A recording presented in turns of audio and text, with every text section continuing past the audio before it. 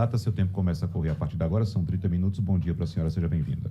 Bom dia, Wagner, bom dia, Igor, bom dia a todos que estão nos ouvindo, nos assistindo aqui nas redes sociais. É uma alegria estar com vocês no dia de hoje, falar um pouco sobre Pernambuco, sobre o contexto nacional que a gente está vivendo também. E vamos começar pelas questões de infraestrutura locais, candidata, e começando pela, evidentemente, a BR-232, nós temos também a BR-104, nós tivemos problemas da BR-101 aqui também.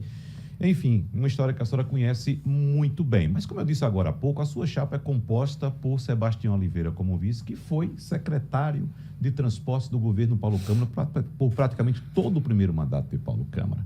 De que forma a senhora acha que Sebastião Oliveira pode lhe ajudar nessa missão, tendo ele essa experiência de um mandato inteiro e a gente vê as estradas como estão? Pois é, Wagner, as estradas é um dos problemas que mais tem afligido os pernambucanos. Em todas as regiões onde a gente vai, tem algumas questões que se repetem. A principal delas é a saúde, a dificuldade em relação à saúde, a questão das estradas, a questão da violência também, né? E a questão da água, do abastecimento de água. São problemas que se repetem e o que muda é a ordem de prioridade. Em relação às estradas, o que a gente precisa é de mais investimento, principalmente em conservação. Não é? É claro que houve essa experiência de Sebastião Oliveira, ele tem, inclusive, uma grande relação de estradas e de obras que realizou. Ele não foi secretário somente de Paulo Câmara, foi secretário de Eduardo Campos também. Agora, você sabe que o governo Paulo Câmara enfrentou toda essa dificuldade de competência de gestão. Se você observar a frequência do monitoramento e de toda a integração do governo, é muito grande. Parece que Pernambuco não tem governador. Então, o que a gente precisa é investir muito na conservação das estradas e buscar tirar municípios do isolamento. A gente viu, no início do projeto do PSB, essa prioridade de tirar municípios do isolamento e hoje voltou a acontecer pela falta de conserva nas estradas, inclusive em relação às BRs. A gente vê hoje o PSB prometendo ampliar a 232 até Serra Talhada, já tinha prometido ampliar até Arco Verde. Não há um projeto para melhorar as dificuldades, né, depois de uma obra que foi relativamente mal feita em relação à drenagem, em relação a algumas questões estruturais da 232. O que a gente propõe é um maior investimento nessa área, porque impacta na qualidade de vida das pessoas, impacta na economia do Estado. Se você observar aqui em Pernambuco, é investido cerca de 5% da receita corrente líquida nas estradas, quando a gente tem mais de 10%, 12% no Ceará, na Bahia, no Piauí. Então, é necessário haver mais investimentos e uma priorização. Se você observar esses problemas críticos, que são comuns a todas as regiões, são devido a uma falta de investimento e falta de prioridade. Então, primeiro de tudo, a gente vai inverter essas prioridades para o que realmente vai fazer diferença na vida das pessoas. A senhora defende investimento público ou pensa em um investimento privado, uma parceria público-privada, uma concessão dessas rodovias? O que a senhora pensa? Desde que não haja a cobrança de pedágio, desde que seja possível a gente trabalhar com a parceria público-privada sem que a população tenha que pagar pedágio, eu não vejo problema de inserir o privado nessas questões. Até porque há outras maneiras de o privado arrecadar, de o privado ter seu lucro, além do pedágio. Então, se houver como a gente fazer agora, precisamos também abrir a caixa preta, porque a falta de transparência no estado de Pernambuco é muito grande. O governo atual já atua com esse projeto de concessão de rodovias, inclusive estaduais, aqui próximo, PS60, por exemplo. Quer privatizar a PS60, quer cobrar pedágio. A senhora vai reverter esse processo, pretende? Sem dúvida. A gente não pode cobrar pedágio, principalmente numa rodovia que é essencial para a economia, para o turismo do nosso estado. Não faz sentido cobrar pedágio. Já há uma parte do caminho para o litoral sul pedagiado, né, ali no Paiva. Eu não vejo problema de se inserir o privado, desde que a população não pague a conta disso. Igor. Candidata, queria falar sobre saúde, porque a gente tem, sempre quando coloca lá para a população quais são os maiores problemas que você encontra, sempre saúde está nas primeiras colocações. Sempre é o primeiro, E né? eu queria... passou um tempo sendo corrupção.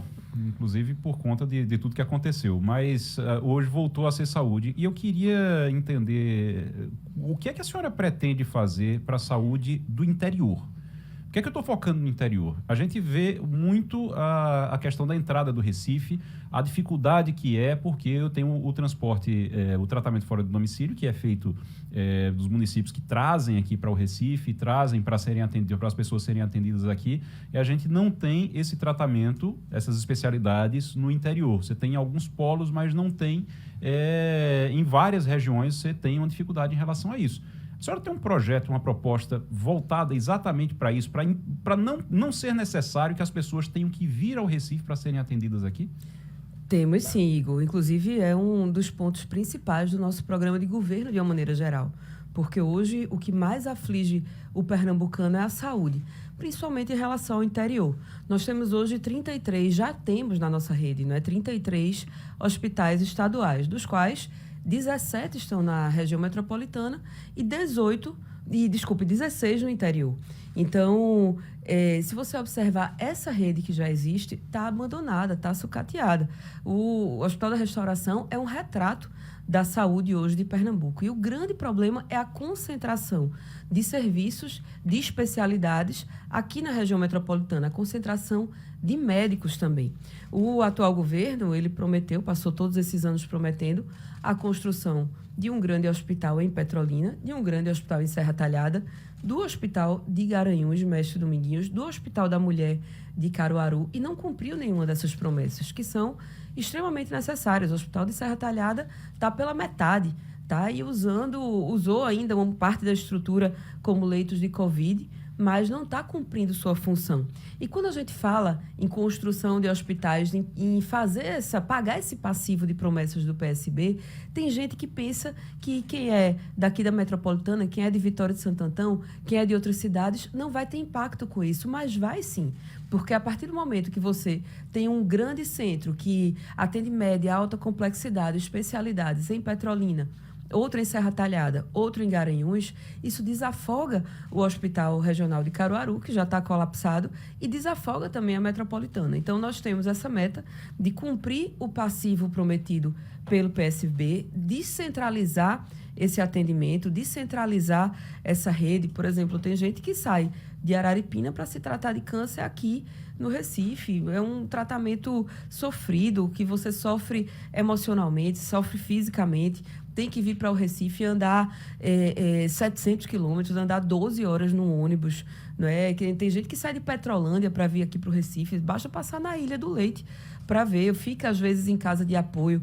Então, essa situação tem que acabar, a gente tem que fazer uma grande descentralização. Então, nosso objetivo é cuidar do que já existe, descentralizar, cumprindo esse passivo de promessas que não foi cumprido, e levar médicos para o interior. Por isso a senhora fala em levar médicos para o interior. Na administração dessas unidades que a senhora pretende instalar, nessa administração, a senhora é a favor das OS, no formato que existe hoje, ou não? Vai ser, no seu modelo, é concurso público e vai ser tudo público, gerido pelo Estado? Acho que a questão das OS é possível, sim. Eu acho que quando é bem fiscalizado, quando é bem monitorado, pode ser feito por OS sérias, né? Passando por processos sérios de licitação e de controle. Eu acho que é possível, sim, a gente envolver a participação de OS nessa administração, tanto de alguns que já existem, até porque a gente vê, por exemplo, o Hospital Regional de Limoeiro, o repasse feito é de menos de 170 mil por mês, enquanto hospitais geridos por OS têm muito mais, tanto eficiência quanto recurso que é destinado para o custeio mensal deles. Então, não vejo problema de se inserir OS sérias, OS comprometidas para gestão desses hospitais. Só queria concluir, Wagner, a questão do Mais Médicos. Nós estamos propondo para levar médicos para o interior que o Estado custeie bolsas de estudo para médicos, para estudantes de baixa renda que queiram fazer medicina em universidades privadas, mas com o compromisso de, terminando o curso, esse médico vai passar no mínimo 3 anos no interior. E aí, a depender, vai ser contratado por prefeituras que precisam contratar médicos e não conseguem, porque não tem profissionais que se disponham a ir para o interior, para ir para a atenção básica, porque é muito importante também, além de a gente cuidar dessa rede, dessa média e alta complexidade, que a gente apoie os municípios para que tenham atenção básica competente e as pessoas sejam atendidas, tenham doenças prevenidas e que não precisem, muitas vezes, chegar a um atendimento de média e alta complexidade, porque já foram atendidos ali de partida nas suas cidades. Vamos falar de orçamento também, candidata, porque a senhora mesma disse aqui que esse era um projeto da saúde, um projeto até do PSB. E a gente sabe muito bem, eu acredito que todo governante e todo administrador de Pernambuco pensa dessa forma: vou levar saúde, vou levar água, vou construir estradas. Mas tem e que o ter orçamento, o dinheiro, de onde é que vem? E a gente vê, por exemplo, alguns, não sei se passou por Eduardo Campos essa mesma condição também, Paulo Câmara: olha, vou construir a UPA, vou construir a unidade de saúde, mas você, prefeito, tome conta, paga os salários, e aí o município também não tem recursos, né? Então, de onde é que vem o orçamento para se fazer tudo isso, levando em consideração que o governo atual teve prioridade em enxugar as contas públicas e faz a maior festa quando paga o salário do servidor?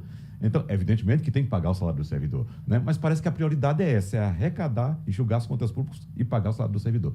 E o restante do orçamento? Ô Wagner, o Estado de Pernambuco tem dinheiro e é possível também fazer parcerias com o governo federal e buscar recursos com o governo federal. Agora, você falou bem, a questão de prioridades. Claro que o básico é pagar a folha em dia, é manter a saúde fiscal de Pernambuco. Mas eu queria lembrar que Pernambuco teve em caixa 5 bilhões de reais e ficou comemorando que tinha 5 bilhões. E o que é que fez com esse recurso? Está negociando apoio político. E não sou eu que estou dizendo, tem prefeito que está dando entrevista por aí, dizendo: olha, eu só declarei apoio ao candidato do governador depois que o dinheiro do convênio entrou na conta.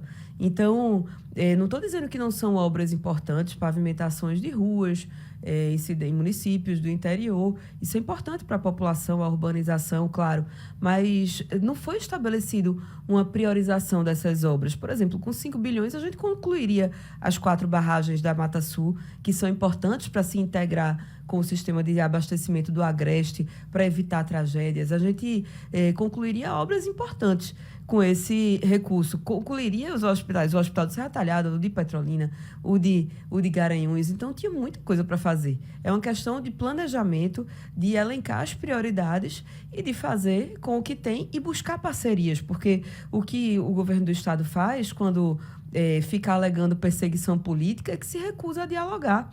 Eu vejo, por exemplo, o Estado do Ceará, o Estado da Bahia, eram governados por governadores do PT. E nem por isso ficaram lá se lamentando porque o governo federal fazia isso ou fazia aquilo. Eles tinham competência para ir atrás. Governo federal respeita quem é competente. Às vezes, um aliado que está ali patinando, que não sabe para onde vai, termina que o governo federal diz: não vou mandar dinheiro para ali, porque vai ser um dinheiro perdido. O governador não vai conseguir executar. Provavelmente era o que acontecia em Pernambuco, porque já tem 3 presidentes, que teve a presidenta Dilma, teve Michel Temer, que eles colocaram Michel Temer lá, e aí reclamaram também depois de Bolsonaro. A gente sabe a perseguição que Bolsonaro tem com o Nordeste, mas é sempre culpando alguém. Culpa prefeito, culpa presidente, daqui a pouco está culpando o povo de Pernambuco pela incompetência na gestão. Se a senhora for eleita governadora, a senhora não vai ter problema, e Bolsonaro for eleito presidente, a senhora não vai ter problema em bater a porta de Bolsonaro e negociar com ele, dialogar com ele. Olha, eu trabalho muito para que seja o presidente Lula. Além, lógico, da relação que eu tenho com ele, e da admiração e de ter certeza que é o melhor para o Brasil, o presidente Lula tem um projeto de diminuição das desigualdades regionais. O presidente Lula quer que haja menos desigualdades entre Nordeste e entre Sudeste. Agora, eu, como governadora, não posso me furtar a dialogar com qualquer pessoa, com um presidente, com instituições. A gente não pode deixar de chegar lá, bater a porta e exigir o bem para as pessoas do nosso Estado. Porque quem paga a conta de divergência política, dessas divergências políticas que o governo entra, é o povo de Pernambuco, de divergência política que eles têm com prefeitos. O prefeito não vai apoiar o candidato dele, corta o convênio, não chega o dinheiro para fazer as obras. Sou contra o governo federal, não vou pedir nada. Como é que pode isso, minha gente? Pernambuco teve 4 ministros no governo Temer. Eu sou contra Michel Temer? Sou, mas eu ia bater lá e dizer, a gente tem isso aqui para fazer em Pernambuco.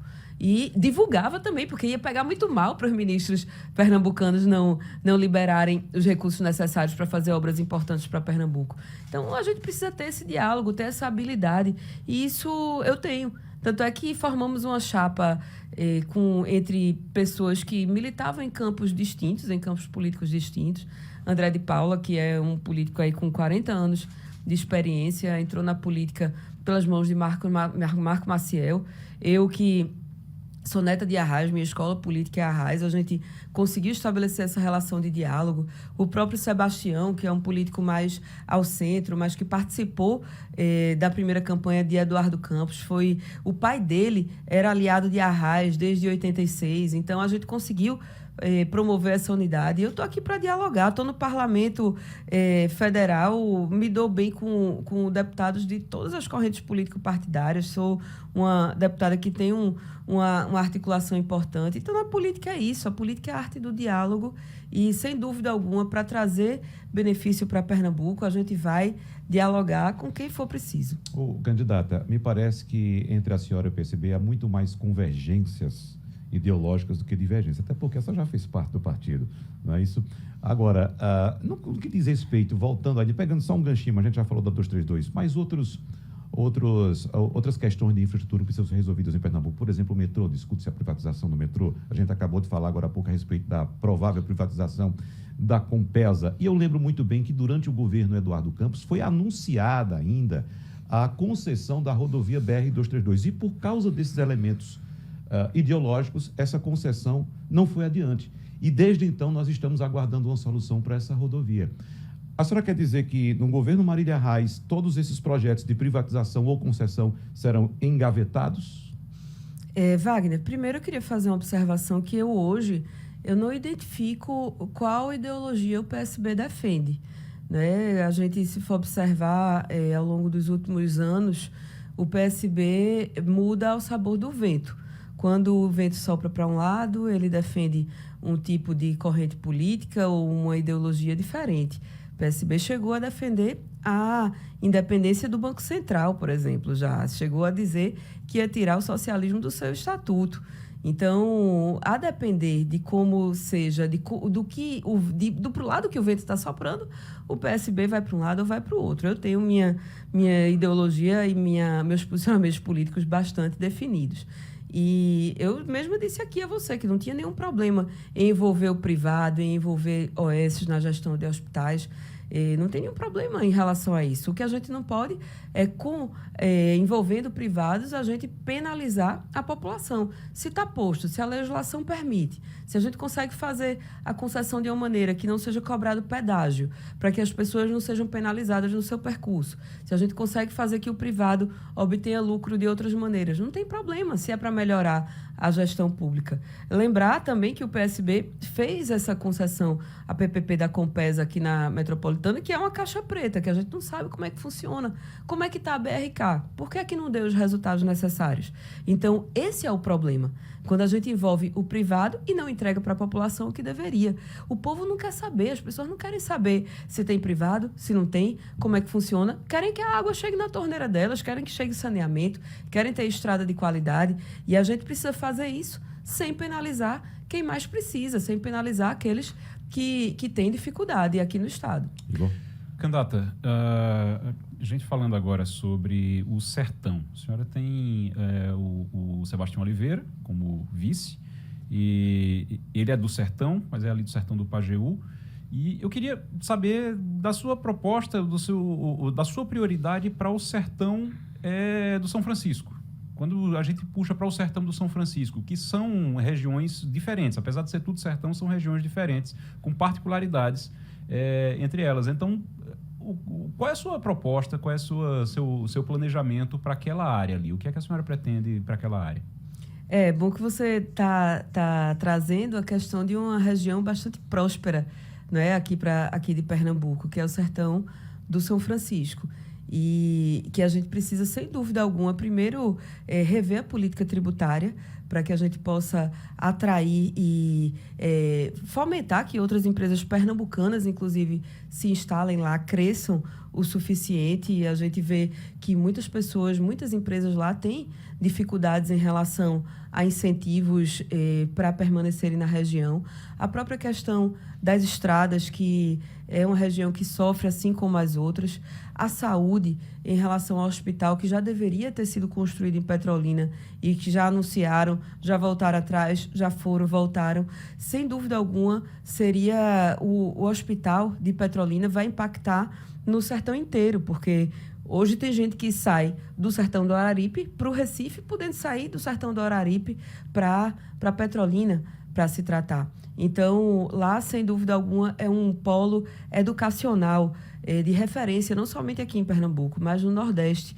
E a gente tem a intenção de um dos lugares para onde a gente vai levar, vai incentivar, em parceria com o Porto Digital, vai levar o Porto Digital para Petrolina também, para ver a formação, para ver mais oportunidades para as pessoas daquela região. Eu já citei aqui algumas vezes, vou repetir, a senhora certamente já deve ter escutado, que a senhora é nossa ouvinte também, a situação que a gente encontra hoje visivelmente nas grandes lojas do comércio da região metropolitana e acredito do interior de Pernambuco também em algumas ocasiões, de ter dois preços no produto. Um preço para quem quer levar o produto na hora, ali colocar no carro e levar para casa, e um preço para quem quer sentar ali com o vendedor, fazer um pedido e tirar a nota lá da Paraíba, lá de João Pessoa, e vem para cá, pagando o frete e ainda sai mais barato. A senhora citou em rever a carga tributária. O que é que a senhora quer dizer com isso em relação a isso que eu fui exposto agora, que eu coloquei agora, já que fica uma nítida impressão de que a carga tributária na Paraíba é muito mais baixa do que a nossa aqui? Na verdade, em relação ao Sertão do São Francisco, eu me referi a incentivos relativos a produtos específicos, né, que são a vocação econômica daquela região. Mas o grande problema em Pernambuco, além da carga tributária, se você observar o ICMS daqui, tanto o ICMS quanto o próprio IPVA. O IPVA tem gente que está emplacando carro na Paraíba, né, porque o IPVA daqui é muito mais caro. Desculpe. E houve uma elevação muito grande nos últimos tempos. Mas acredito que, além da questão da carga tributária, é a forma como os empresários são tratados. Não é somente a questão do imposto de fronteira, que é alto, sim, tem que ser revisto, sim, tem que ser simplificado também. Não é essa simplificação tributária que eles fazem de cobrar antes de a pessoa vender. Isso daí é um absurdo. Tem empresário, tem gente que está aí investindo, gerando emprego, gerando renda, gerando oportunidades para as pessoas daqui do estado e que terminam sendo penalizados. Mas, principalmente, a forma. O estado de Pernambuco virou um estado cobrador de imposto. Trata o empresário, trata o investidor como se fosse bandido. É isso que a gente tem que mudar. A gente tem que melhorar a maneira de sistematizar e de cobrar a agilidade, a celeridade. Então, é isso que a gente precisa priorizar também, além da revisão da carga tributária. É isso que eu ia questionar, candidata, porque quando a senhora fala na forma de cobrar ou na forma, a senhora disse que o Estado cobra demais ou exagera nessa cobrança, a sua proposta é diminuir os impostos ou cobrar ou diminuir a cobrança? E existe uma diferença nisso, porque uma coisa é você diminuir a carga tributária mesmo, outra coisa é você fazer, afrouxar, digamos assim, criar ou criar incentivos. A ideia é arrecadar mais, cobrando menos? Qual é a ideia? Qual é a... Exatamente. O empresário vai pagar menos imposto ou ele não vai pagar imposto? Veja, ele vai pagar imposto. Agora, o que é melhor? Você cobrar... vou usar números aqui fictícios. Você cobrar 10 e 90% sonegar ou você cobrar 3 e 90% pagar? Então, é isso que a gente precisa, deixar o empresário à vontade e querendo pagar o imposto, não só porque é uma carga que é factível, mas também porque a gente vai entregar serviço para a população. Porque o que acontece hoje é que se cobra, mas não se entrega. Além disso, tem toda uma burocracia relacionada a CPRH, a fiscalização de cargas. Muita carga é perdida porque o Estado não consegue fiscalizar. Então, tudo isso no nosso governo vai ser mais simplificado e vamos apresentar também propostas específicas para cada área, para cada região, mas principalmente o que eu posso dizer a você, que nós vamos incentivar empresas pernambucanas. Quando a gente incentiva que empresas de Pernambuco ampliem, cresçam, se instalem no nosso estado, a gente está incentivando também que mais pernambucanos participem da recuperação da nossa economia. Qual o principal problema de Pernambuco hoje no entendimento da senhora? A senhora é governadora a partir de 1º de janeiro de 2023. O que é que a senhora vai olhar primeiro? Primeira ação do dia. Primeira ação. Primeira ação vai ser em relação à saúde. A saúde impacta na vida das pessoas, na vida ou morte, né? Decide se a pessoa vai morrer ou vai viver. Impacta na vida das mulheres, que são quem mais cuidam dos doentes. Inclusive, queria ter aqui a oportunidade de falar um pouco sobre as mulheres. A saúde é algo essencial e, sem dúvida, é hoje o maior problema de Pernambuco. Não dá para a gente falar em outras coisas sem falar da saúde, sem falar do abastecimento de água. Mas saúde é isso. Tem bebês morrendo porque não tem vaga de UTI, tem gente sofrendo nos corredores dos hospitais. Então, isso tem que ser organizado, sem dúvida alguma. Mas eu queria falar um pouco, Wagner, sobre o combate ao feminicídio que a gente precisa promover aqui em Pernambuco. A gente teve hoje essa semana, 2 mulheres assassinadas por seus companheiros ou ex-companheiros. Isso tem que acabar e a gente só acaba com 2 vertentes, tanto a repressão quanto a prevenção. E a gente previne isso como? Com a educação, fazendo a Maria da Penha nas escolas, mostrando a essas mulheres o que é a violência. Provavelmente, essas 2 moças que foram assassinadas, elas não sofreram violência ali pela primeira vez. Elas já sofreram um tapa, um grito, já viram a mãe sofrendo a mesma coisa. Então, ou a gente inicia uma mudança cultural aqui no Estado, ou nós vamos perder essa guerra. Então, eu quero dizer a vocês que no nosso governo vai haver a Delegacia da Mulher Itinerante, além da expansão da rede de delegacias da mulher, a formação continuada para os profissionais. 4 vezes por ano, todos os profissionais vão passar por uma capacitação e fora toda a rede que essa mulher vai ter de proteção até conseguir ficar independente. No nosso governo, a pernambucana, a mulher, não vai ficar sozinha. Me permita aproveitar um pouquinho de tempo que ainda nos resta para a gente falar um pouco de educação também, que a gente sabe que existe hoje muito embate ideológico nessa área que é fundamental para qualquer nação se desenvolver. Aí vem questões como escola sem partido, linguagem por sinal, quero dizer que essa tal. semana dispararam uma fake news, assim, que eu fico impressionada como é que tem gente que... Qual foi a fake news? Uma fake news sobre mim, dizendo que instituiu o gênero neutro e a ideologia de gênero nas escolas. Como é que tem gente que acredita nessas coisas ainda, hein, minha gente? Num site mal assombrado, que ninguém sabe de onde veio. Então, eu quero dizer que no nosso governo, nós vamos ter todo o respeito com a população LGBT, claro, que precisa ter. A gente precisa acolher quem é oprimido, quem sofre violência, sem dúvida alguma, respeitar todos como irmãos nossos. Agora, sou contra essa questão de gênero neutro, pelo amor de Deus, gente. É contra a linguagem neutra também? Linguagem neutra, né? Desculpa. Linguagem neutra. Veja, eu acho que a linguagem neutra invisibiliza as mulheres. Por que a gente não pode falar todos e todas? Tem que enfatizar ali que nós estamos presentes. Você não gostaria que eu chamasse candidate? Não, eu sou candidata. Porque nunca teve uma mulher candidata disputando com real condição de ganhar a eleição. Nunca teve uma governadora.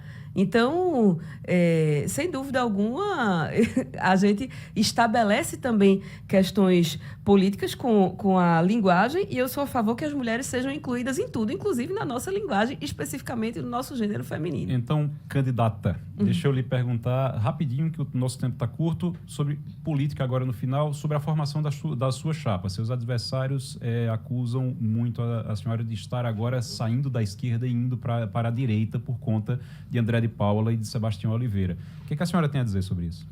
Bem, todo mundo sabe meus posicionamentos, sabe que eu sou muito firme no que eu defendo, porque essa é a minha formação, essa é a minha raiz. Eu não sou somente neta de Arraes, eu tinha uma proximidade muito grande com ele. Tudo que eu sou, tudo que eu aprendi na política começou ali. Mas nem por isso a gente tem que deixar de ter diálogos, de fazer as alianças. Arraes fez aliança com Antônio Farias, Arraes fez aliança com Paulo Guerra lá atrás. O presidente Lula hoje tem como seu vice Geraldo Alckmin. E nunca ninguém disse que eles saíram da esquerda. Agora, nosso governo vai ser um governo para todos. E acredito que é muito importante a gente promover essa união, essa unidade, no momento em que o Brasil está dividido.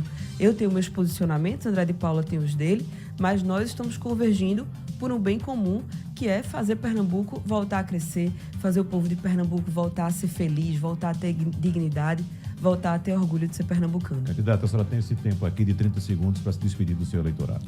Eu queria dar um abraço a todos que nos assistiram, agradecer a oportunidade de estar aqui na Rádio Jornal e chamar todos para nos seguirem nas redes sociais. Procura a gente no Instagram, no Facebook, no Twitter, no TikTok também. Segue a gente, comenta. Vai ser muito bom escutar vocês e é uma alegria poder andar Pernambuco e discutir tantas ideias que nós temos. Que Deus abençoe a todos e até a próxima. Candidata a governadora pelo Solidariedade, Marília Arraes, muito obrigado pela sua presença. Boa sorte para a senhora. Eu que agradeço. Rádio Obrigada, Jornal. Wagner. Obrigada, Igor. Eleições Até a próxima. 2022.